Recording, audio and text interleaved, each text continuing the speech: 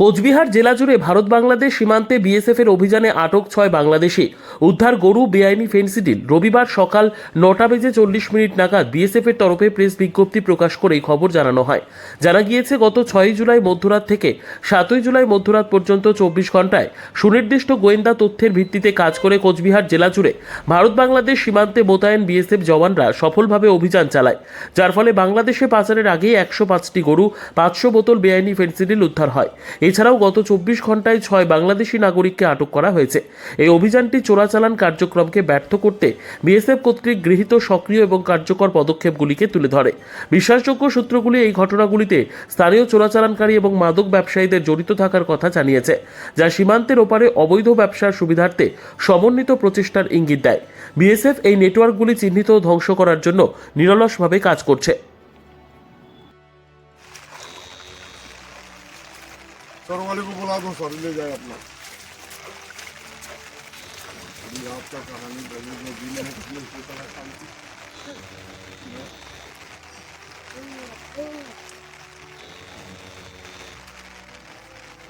अरे कोई नहीं।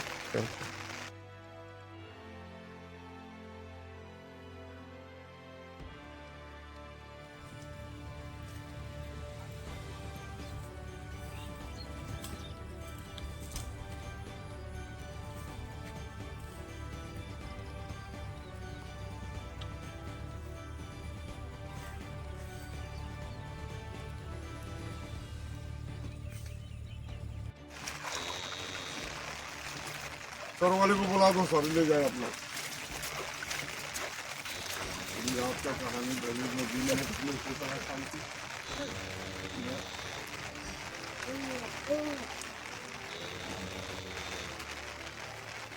अरे कोई नहीं।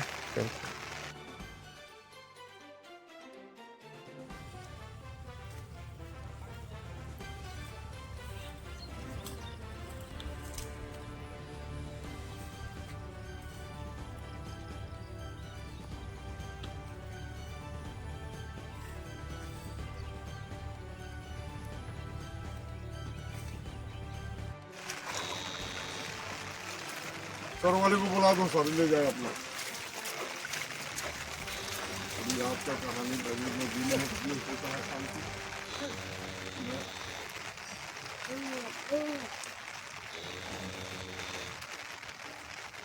अरे कोई नहीं।